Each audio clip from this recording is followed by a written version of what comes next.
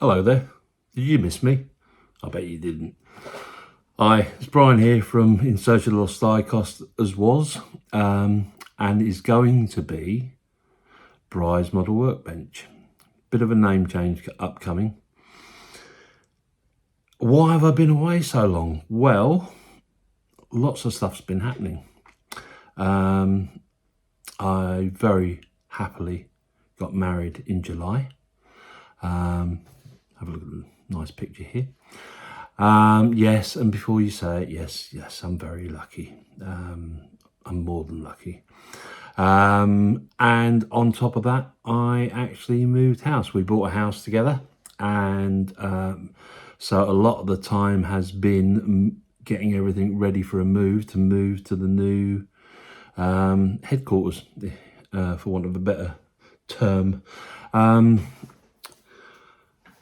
The other thing is a couple of the people that, for those of you that have watched my earlier videos, and predominantly the first one, you'll know that in the dim and distant past I had the bright idea of coming up with a channel on YouTube to restore die-cast cars, because nobody had ever thought of doing anything like that. And when I started searching, and I found various different people doing the hobby, and realisation that I wasn't the first, I got to the point where obviously there were several people that I was watching on a very, very regular basis. There was 4 mainly. There was Corgi Bob, there was Marty's Matchbox, there was Paul Restorer, and for me, one of the best, because he sounded like and he looked like one of my uncles. I was from a family of, my mum was one of 10, so had a lot of aunts and uncles. And Martin Dare's Dinky Restoration was one of the channels that I found. And listening to him, it was like listening to every conversation that there ever was at a family event. And so I immediately felt like I knew him. In one of his videos, he mentioned an organisation, which again, you will have seen in many of my videos, called the DSM. Was it DSM? Yeah, I think it was. Or DMC, that was it. It was the DMC. And so it was the Diecast Modelers community. And so I joined, and for those of you that don't know, it's a Facebook group essentially of like-minded people that either make models, restore models, buy models, collect models. And initially I thought it was all diecast. So I was watching all these videos that, as I say, Corgi Bob, Martin Dare, Paul Restorer, and Marty's Matchbox, and decided that that was going to be the way forward. However, I had a bit of a problem that where we were living prior to the marriage was quite small, and having a son with spray painting would not be good around them. So I could only do it at certain times when the weather was better outside. Luckily, where we've moved to is much, much bigger now. I've got a lovely lot of space and a garage, which I'm hoping to convert into my model workshop. Things obviously happen, and I'm getting ahead of myself here, but going back, so I was watching all these videos, I say predominantly Martin and Marty and Paul and Corgi Bob. And in the midst of the time that I'd been away, before Christmas, we lost Corgi Bob. He sadly passed away, which was very, very sad, and a great loss to the community. But the Diecast and Scale Modelers Club became exactly that. I spoke to the guys, and because I'd always had a love of plastic model kits as well. and was thinking that I couldn't share my love of that because we were just diecast. So the name got changed and it became the Diecast and Scour Modelers Club. And it was wonderful. I got to know all the guys on there, and imagine my joy when I realised that actually Martin Dare was one of the members. And over a 2.5-year period, I got to know him really, really well.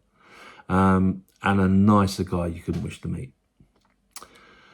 Well, as most of you by now will be well aware, and I didn't want to do anything too soon afterwards because I was quite heavily involved, so I didn't want to get emotional, and I think I'm at the point now where I can talk about it without blubbing. But sadly, Martin passed away, and it was very sudden and totally unexpected, and it was a shock to all of us. And his lovely wife Verna reached out to some of the guys, and Moz from Moz 6510 Models, PJ from Midlife Models, and myself went along to Martin's place and helped her tidy up, really. And that's been ongoing. It's still ongoing. Given the length of time that Martin had been a modeler, there's an awful lot of stuff to sort out. But the idea was that if we could get rid of some of the stuff that Verna didn't want around the house, we could try and raise money, because as some of you will know, Martin loved his dogs, and he would rescue dogs that were coming to the end of their life and were unfixable, effectively. But he often gave them a lot longer than was expected. So he was passionate about this dog charity, so we set about raising some money. And online, people donated money, several hundreds of pounds, which was amazing. And then a couple of weeks ago, I think it was the 28th of March, we ran as the DSMC our first ever toy fair in Swadlincote in Derbyshire. And we took all the boxes of cars that Martin had in preparation to restore and tried to sell as many as we could, because there was a lot. There was a huge amount. And I think we raised a little over £300 that day. So the grand total for his dog charity became just over £1,000. So as you can appreciate, there's been a lot going on, despite the fact that I've not been around. But in the meantime, the DSMC obviously has a bi-weekly live stream on a Sunday night, which I've become a panelist on. And I've been doing that now for probably about the last year or so. So overlapping my channel going quiet. But the bottom line is I'm back. The channel, as I say, is going to get a rename, because obviously the old one, In Search of Lost Diecast, only covered part of my passion, which is models in general. Yes, I had lost a rather significant diecast model collection, but I also lost quite a large Airfix and Revell and Hella and various other manufacturers' kits that, for one reason or another, got disposed of. So I've, in the intervening period, I have been buying bits and pieces. So even though there's not been stuff going on the channel, obviously I have been accumulating stuff for what I hope will be a slightly more interesting type of video. Prior to the move, obviously, because I was restricted on my restorations and my builds, I had to adopt the attitude of pretty much unboxing videos. Now I know a lot of people love the unboxing videos, but I wanted to do a lot more than that. So the format for the new channel is going to be more like a, how can I put it? It's going to be like a magazine program. So there'll be a bit of unboxing, there'll be a bit of making, there'll be a bit of restoration, there'll be a bit of chat. Hopefully inform you what's coming up or what's happening. Keep you posted about meets for the DSMC. I'm now one of the admins over there as well, so quite a important role over there as well. And I would encourage anyone that has any interest in diecast to join the DSMC, because there's such a wealth of knowledge. But as for this video, I'm just going to show you a few bits that I've done and I bought, just to sort of kick the whole thing off again. This will be the last video under the banner of In Search of Lost Diecast, and from here on in, the channel will be known as Bry's Model Workshop. BMW. Yes, well, obviously I love my BMWs. I've had, I think over the years, I've had about 5 or 6 of them. 6 actually. So the channel logo over there, I think, is a little homage to the branding. And hopefully you'll all stay subscribed and tell your friends and get a few more subscribers. Subscribers, what a weird word for YouTube. This costs you nothing. You know, sitting here listening to my babble will actually cost you no pennies at all. So by subscribing, what you're actually doing is doing what you do on Facebook, following a page. I really wish, I seriously wish YouTube would rethink it, because I do think subscription puts a lot of people off. If you look at the stats around what people watch and what people subscribe to, you're probably talking 1 in 10, 1 in 15 subscribers to watchers.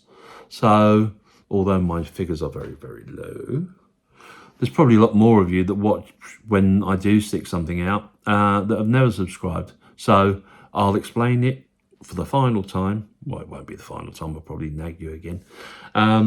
Subscription costs nothing. It is literally a like button or a follow button.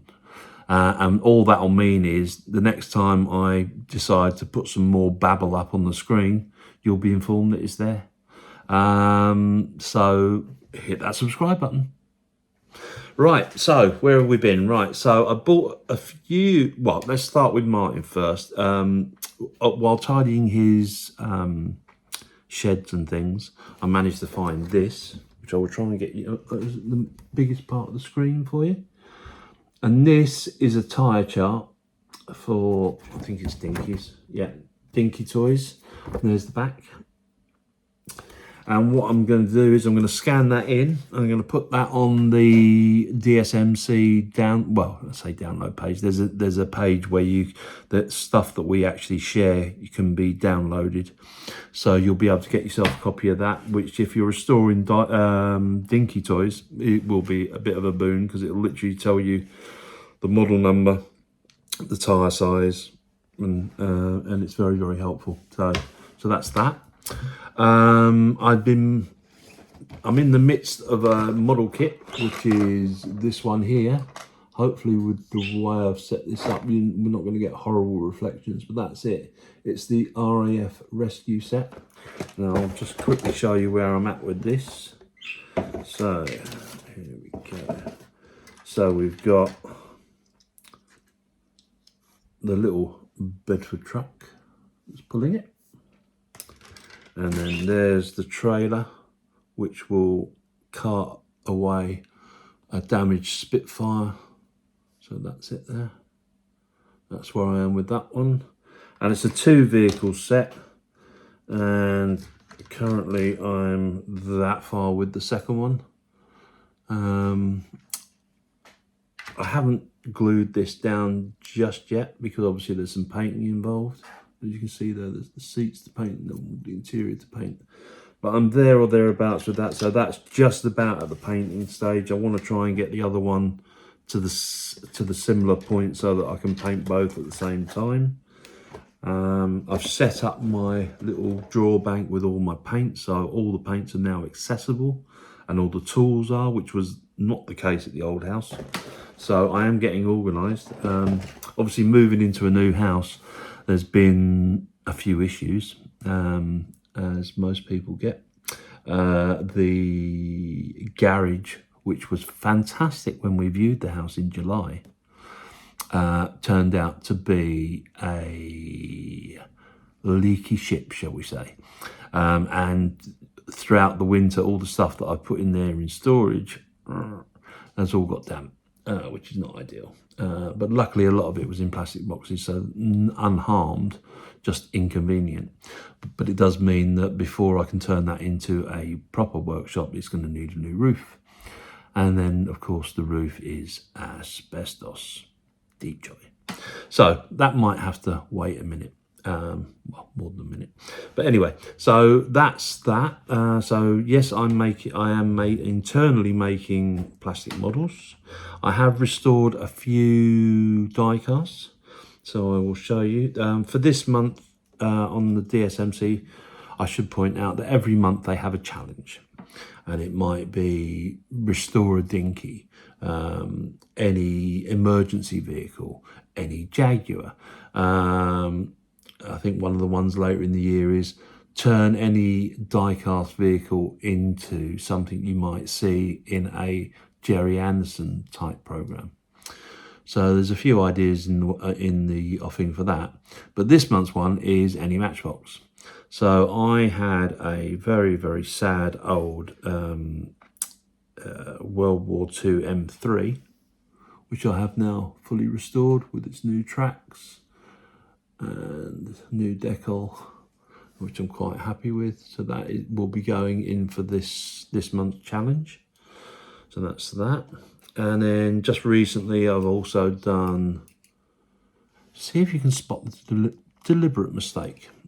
The Dunlop van, yes, my cocktail stick went straight through the decal that I made. I'm still not happy with the decals that I'm making, but there we go. So that's that. I also did a bit of a Bedford thing going here. I also did the evening nude van,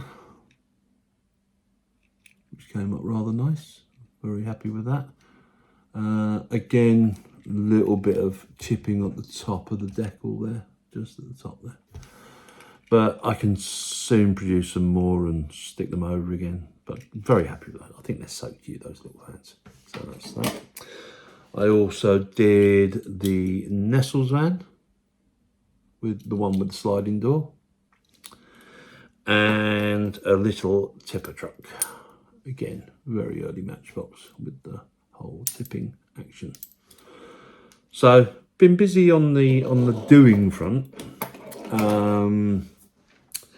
One of the things that's happened in the absence, and I can't remember if in the last video I'd actually started grabbing a few, but I've actually started buying a few Hot Wheels, because the head honchos at Hot Wheels have decided that they're going to start producing a lot more sort of real cars rather than fantasy cars, and that was always the thing that always put me off about Hot Wheels. But just lately they've produced a fair few what I call real cars, like ones that you won't actually see on the road. And to that end, I've got a few in the last couple of weeks that I'll share with you. I've got a lovely little Mini there. I've got several of them actually, because I've got a plan for those. So there's another one. I've got a third one. Can you tell what it is yet? And then there was a version of this last year, which was the original Lotus Cortina, the white and the green. This is a new one, the red and the gold. I've got one of those. There is a Ferrari 365 in a very nice layout. which I'm quite pleased with. And another Ferrari, because as I say, the one thing with these Hot Wheels is they've just recently got a license to reproduce Ferraris for the first time in, I think it's about 10 or 11 years. They went for a long period where they made fancy vehicles that looked like them, but they weren't allowed to call them Ferraris. But the last one obviously is I've got the Ferrari 12 cylinder, which is that one. If I get it in the right place so you get a nice view of that one. And it's very nice. It's got the little Ferrari logo on the wing and on the bonnet. It's some of these are very, very nicely done. Some are not, but some are very, very nice. And particularly the Audis. If you see the Audis and the Alphas, love an Alpha. But if you see any of those, they're worth a second look. So that's the there's one more, beg your pardon. I got the Ford Mustang as well, which I just fancied it because it was just a nice colour and a nice layout. So there you go, stripe down the bonnet. Don't normally go for the American muscle cars, but that one I actually quite liked, so that was that. And then I'm not going to keep you very long. Well, I think we're already at about 20 odd minutes, but what I'm going to do is I'm just going to show you a couple of kits. When we went up and did our fair in Swaddling Coat, a lot of the DSMC members managed to get along. So there was John Hatwell, there was Gary Hyder from Gremlins Models, there was John Bennett from Hobby Time, PJ from Midlife Models, there was Luke from Scale Customs, and we did our thing. We did what we needed to do, and then at the end of it again we did a little bit of a swap around. I took up an Edward kit, I think it was a BF 110 for John Bennett, which I swapped for something that I've been after for a while. Hopefully I can get all this in. This is the Heinkel 40th anniversary of the Motorhead Bomber album, with the Motorhead decals on the plane. Now, I know that won't be everybody's cup of tea, but being a bit of a rocker in my youth, well, I still am, to be perfectly honest, getting hold of that has been something. I wanted to get this, and I'd love to get the Iron Maiden Spitfire as well. But unfortunately, at the moment, they seem to be in very short supply. But yeah, so if anyone out there's got one, thank you. But yeah, so that's that. It looks like a lovely model. I have been into it. I've resealed it again so I don't lose anything. So the album was released on the 27th of October 1979. So that makes 40 years on from that. That makes this 99. So this kit is 6 years old. So this would have come out in 2019. There are, if I remember rightly, there should be a list of parts, number of parts. So there are. It's 226 millimeters long, it's 312 millimeters wide, and there are 180 pieces. So that's going to keep you busy for a while. But yes, so huge thanks to John for the swap for that. I hope you're as happy with what I took up to you as I am with what you gave me.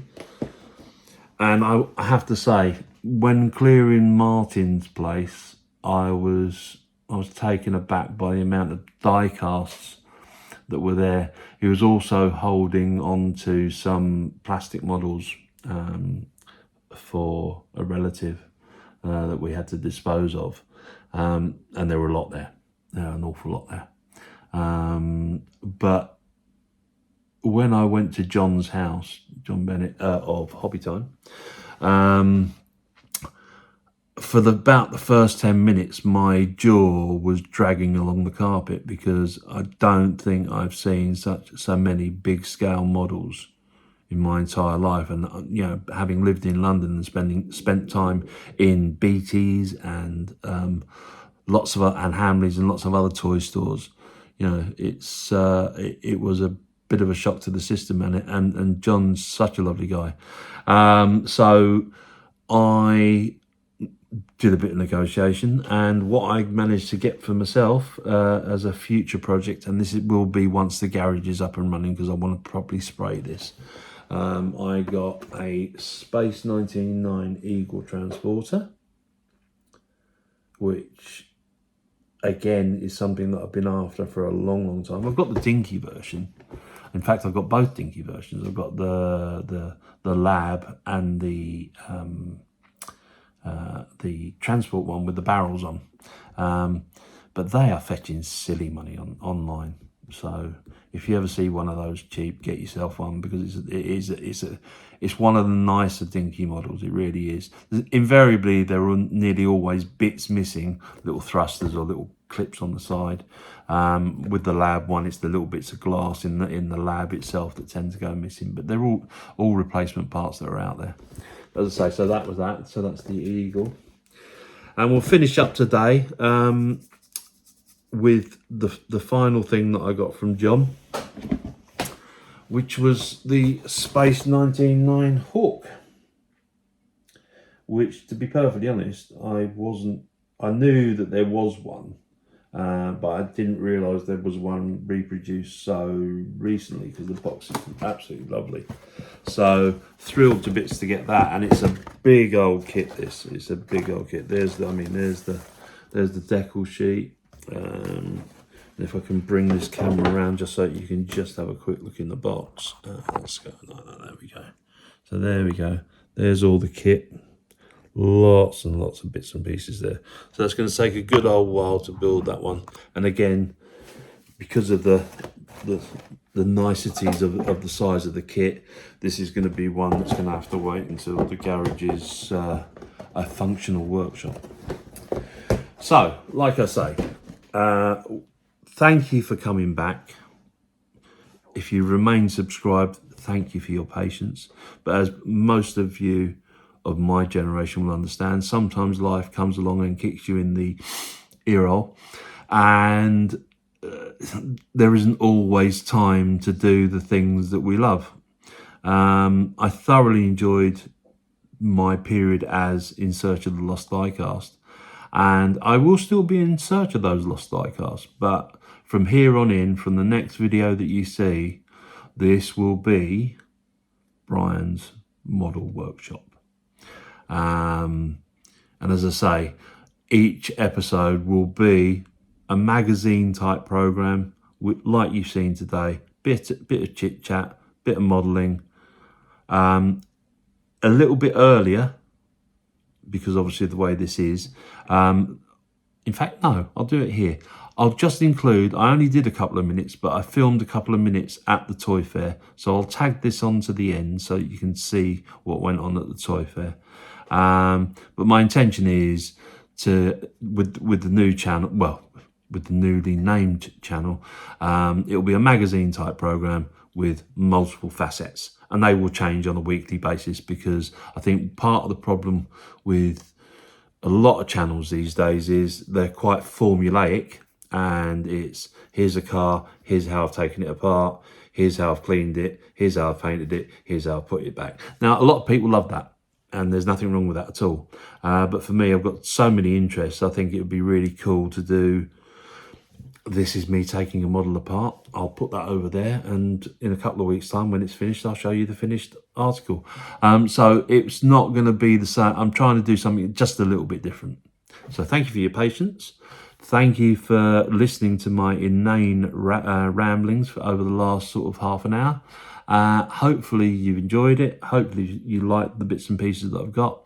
There will be elements of that in new videos, and it'll be great to see you again and take you along for the ride. Thank you ever so much. Hope to see you again soon. Bye now. Here we are at our first ever toy fair. There's Andy doing some deals. Lots of stuff. This is all Martin's stuff. All come out the back of my van. All come out the back of my van. Here's Lukey boy. Say hello, Lukey boy. How are we, Lukey boy? So lots and lots of stuff to shift. Here we got Gary from Gremlins. Say hello, Gary. Hi, Brian. And PJ from Midlife Models. Our genial host. Yes. It is. Oh, mate. No. I'm filming a bit. It's fine. It's right. It's right. We can cut that bit out. We've got our DSMC up here, and as you can see, it's getting a fair bit of traction. Do a bit more filming later on, but money to be made at the moment. So there we go.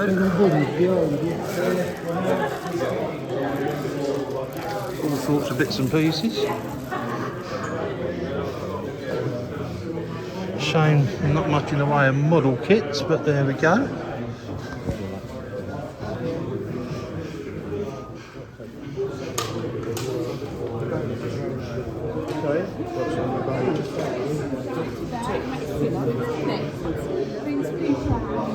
All sorts of bits and pieces. Alright. Then we've got your Lego stuff. And then you got your model planes.